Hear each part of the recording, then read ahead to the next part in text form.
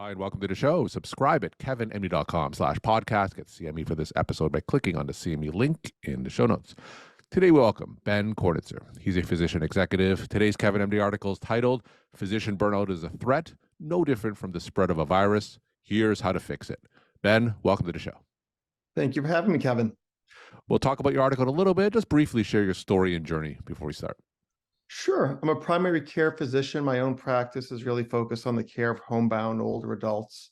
When I was seeing patients back in New York City, I had a backpack and I was going, door to door, going in the projects of Harlem, going in, the apartments in Fifth Avenue and Park Avenue, seeing homebound older adults, and felt that that's really my calling. And about 4 years ago, I was introduced to a company called Agilon that focuses exclusively on older adults around the country.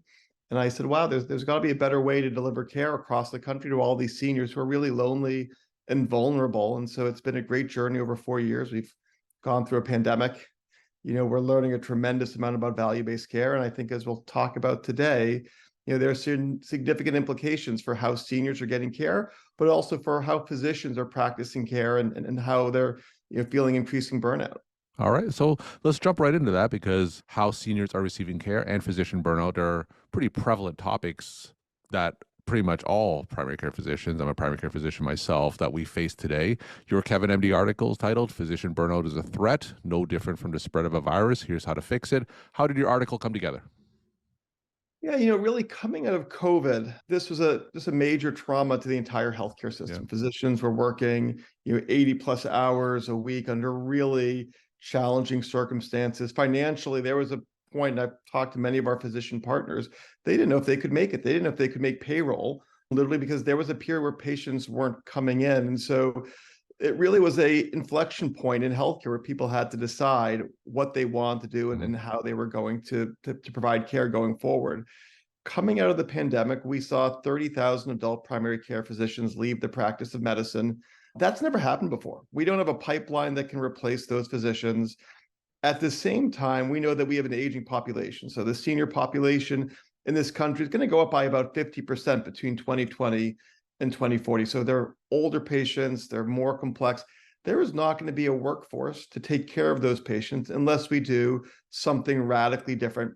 We also know that burned out physicians, they don't provide the same level of care. They don't really do as well in terms of listening to their patients. They don't do such a good job coordinating care. And so, maybe it was a bit hyperbolic, but the point is, if we're going to deliver care to our country, we should be just as concerned about the impact of physician burnout as we are any major pandemic. That being said, I'm an optimist. I think the burnout, story is concerning to all of us. I don't think I know a single physician who hasn't experienced some level of burnout. It just goes with, our training days from residency on. But I'm optimistic. I actually think there's light at the end of the tunnel. I hope that's the message that people take away. So you mentioned that burnt out physicians, the care that they give to patients isn't as good. So what's some data behind it? Any studies that really quantify that? Yeah, there are a number of studies that take a look at things like, physicians' ability to have empathy that really decreases significantly, as they get more burnt out. We also see things like how they're interacting with their patients in terms of listening to them versus spending time looking at, the EMR. And I think any one of us who have, worked with colleagues, you just see that, after a certain point, physicians who are burnt out, they just lack that ability to communicate, to care for patients in the same way. So you mentioned that the way we see patients in terms of how physicians are reimbursed, value-based care versus fee-for-service also plays a driver in burnout as well. So talk more about that. Yeah, my perspective is physicians went to medicine because we love what we do. There's a sense that we really want to have an impact on our patients and do something that's good by them. And I think that there's a certain moral hazard or moral injury that comes from practicing medicine in today's fee-for-service environment. We've all been lucky to train in what I consider the best healthcare system in the world. But you take a look at our, outcome statistics, our mortality for infants is the same as Cuba. We're not anywhere in line with sort of first world countries, either in Scandinavia or Western Europe. I think all of us have just seen discoordinated care, patients who are bouncing back and forth to the emergency room, patients who can't afford their medications. All of that is really part of the failures of our fee-for-service system. And so in addition to working hard, because I think, it's not the hours that physicians put in necessarily. I think it's the feeling that those hours aren't resulting in the type of impacts that patients really want for better outcomes. I mean, what I want, at least as a physician, I want to know that my patients with diabetes are being well controlled so they don't get retinopathy, they don't get nephropathy, they don't crash into dialysis. Certainly they don't get, lower limb ischemia and amputations. If we don't have an ability to create a healthcare system that can get really, really good outcomes, it's tremendously demoralizing to physicians. And I think what I've at least seen with the physicians that I work with is a sense that if they can get better outcomes for their patients, if they can spend more time with their sickest patients, less of that hamster wheel mentality where it's all about churn, we found that's really invigorating for physicians. It energizes them, it inspires them. Even thinking back to the darkest days of COVID, when physicians were putting in 80, 100-hour weeks, physicians were energized. They felt motivated. They were rallying around something. It galvanized the care community because they really rose to the challenge. And so, again, I don't think it's the amount of heavy lifting that physicians and other care team members do. I think it's the sense that that heavy lifting, a lot of it really isn't lined up with better outcomes for patients. And so that's where I think there's a significant opportunity for us to question what we're doing now and hopefully do something differently. Now, for those who aren't familiar with how physicians are paid in the outpatient setting, give us a 30-second primer of what fee-for-service is and how that can potentially lead to worse outcomes. Yeah, so fee for service is literally you're paid for each unit of activity that you do. A patient comes in, you drop a bill code, you do an X-ray or test a lab. Each of those has a code, and just like an auto mechanic is paid for each thing that they do, physicians in a fee for service model are paid for each thing they do. And so what it really incentivizes is volume, right? The more you do, the more you get paid. Value-based care, which is what I and my colleagues at Agilon and our partners across the country really focus on, is value-based care. You are incentivized to have better outcomes for your patients. And if those patients do better because they're not having strokes, they're not having heart attacks, they're not crashing into dialysis, you're doing a better job keeping them well. That's actually where you get compensated. And I think that the moral, emotional connection that physicians have through really deep relationships with their patients, all of that stems from the fact that they can practice in a model that incentivizes them to do the right thing. And we know that returns the joy to the practice of medicine. No one went into medicine because they really want to spend their days staring at an EMR dropping billing codes. Now, give us a sense of the percentage of older adults, say adults over the age of 65, that have an insurance that pays on a fee-for-service system versus those that are paid under a value-based system. Yeah, so I mean, nationally, first of all, almost all seniors in the US are covered by Medicare. Approximately half of those patients are in a Medicare Advantage plan, which is a private insurance plan that often gives the opportunity for more value-oriented care. And then the other half are in traditional Medicare. And so Agilon, where I work, we participate both in that MA opportunity to really focus on value, but also through traditional Medicare, there are some innovative pilots, innovative programs that the government sponsors, where essentially those physicians that work with us and with others across the country can be responsible for the full cost and quality of care for their patient population. So give us a sense of, from a primary care standpoint, what would a day in the life look like if everyone was under some type of value-based system? Walk us through a typical day. What exactly would that look like? Yeah, so I mean, let me start with what a typical day is in a fee-for-service practice. A typical day in a fee-for-service practice is if you want to keep the lights on, you're seeing 25 to 30 patients a day. You're seeing a lot of commercial patients, many of whom are actually quite well because commercial insurance pays more. And you have to pay for your rent, you have to pay for your utilities, you have to pay for your, office staff, and you're on this hamster wheel. And you may not be able to continue to keep the lights in your office open, and you certainly don't have a lot of resources. In a value-based care world, maybe you're not seeing 25 or 30 patients a day. Maybe you're seeing 15 or 25 patients a day. You're spending more time with those patients who are sicker. You're surrounded by resources like pharmacists, like social workers, like care managers. You have access to all sorts of technology that tells you that patient who's sitting in front of you right this moment, what do they need? Should they be put on goal-directed therapy for CHF? Is this someone who may benefit from palliative care or early intervention for renal care, and then literally have care pathways and team members that can assist you with all that. So you're really working in a team environment. It's also the fact that you're not just spending your day thinking about the patient in front of you that you're billing for. You're responsible for an entire population of patients. So you're usually starting your day saying, who am I worried about? Mm. You're not just the 20 patients or the 15 patients on my schedule, but who's that patient who doesn't have money for the bus ticket to come in to see me?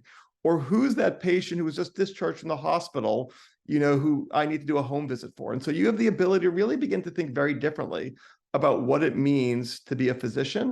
And I think that time and that opportunity to deepen your relationship and really see better outcomes for your patients makes a huge difference. Now, from a physician standpoint, how do we get to that scenario? Because in my clinic, we have a hodgepodge of all these different insurers.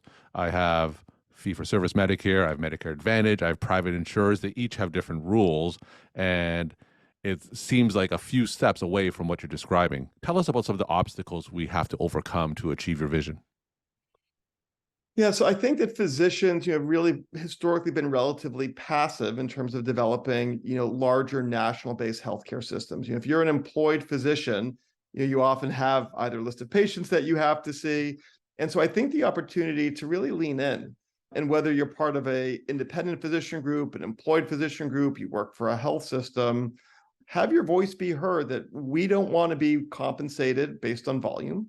Right. So RVUs are the traditional way that physicians, have been paid. We often call those not relative value units, but reverse value units. And I think the thing that physicians should decide is, where do you want to work? Right. There are organizations that are fully based on value-based care models. So we have 35 partners around the country. They are often the leading primary care groups, in their geography. Each of those groups has committed to 100% value-based care for all of their seniors. We're not alone. There are many other groups in the country that share that vision. And so I think that as physicians think, what do I want to do with my time? Who do I want to work with? They should run to places that really care about value. And that should be a yardstick that they use to evaluate what they're doing. I think that people should find out what they're passionate about. And if there are things that you love to do with your patients, that's really what should be guiding you. And I think the last thing is, no matter what type of model you're currently practicing in, always have the patient be your North Star. If you think through, in this moment with this patient right across from me, what can I do to help them out so that they have a better outcome? That's what value-based care is. And so I think if we can get to that place, seniors will do better, but it will also return that joy to the practice of medicine. And I think that is probably the best tonic, the best salve we have for the burnout pandemic that we're all suffering. Now, give us a sense of the penetration of value-based or complete value-based systems. You're in Massachusetts, I'm in New Hampshire. So let's say in the Northeast market, like how common is it to have a complete value-based care system? I think outside of sort of early markets like California, deep penetration of value-based care is actually pretty light. I think the majority of our country is still sort of stuck in that legacy fee-for-service model. And I would anticipate over the next 5 to 10 years, we're in the point where we've sort of transitioned.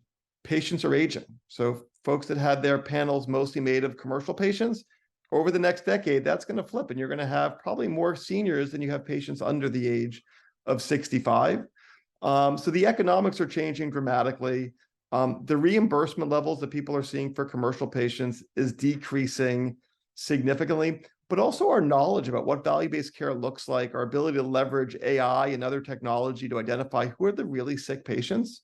I think that's going to be transformative as well. And so there's this, great picture that a colleague, showed me of, the last helicopter, leaving after a war, and you see, people just sort of hanging midair. You don't want to be left behind. This is where the world is going. And so I would suggest that, folks that are really passionate about healthcare and better care for patients find homes that really focus on value.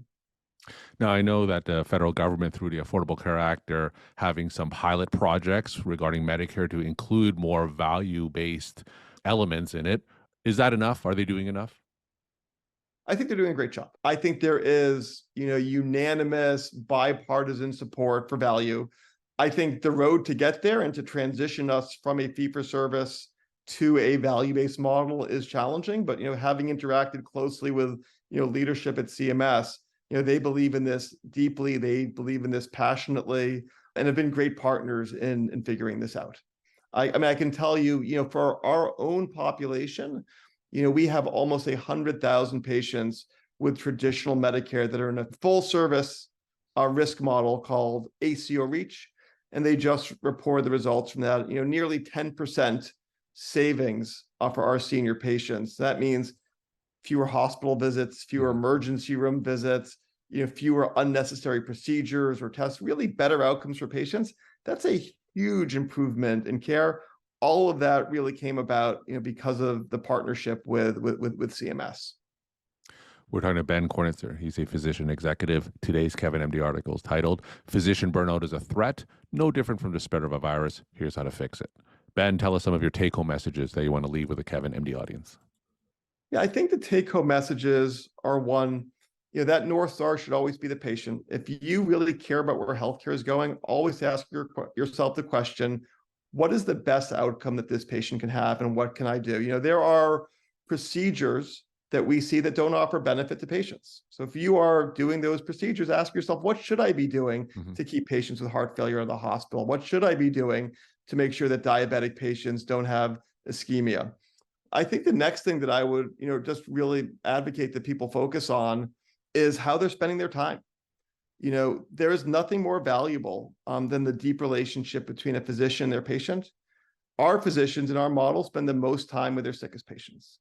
They really emphasize listening to patients, working in a team. And so to the extent that physicians can really reinvest that time and reinvest in working in a team environment with pharmacists, with social workers, with advanced practitioners, I think it will bring a lot of joy back to the practice of medicine. And I think it will go a long way to providing the care that we're going to need as our population ages and we see more complexity. Ben, thank you so much for sharing your time and insight, and thanks for coming on the show.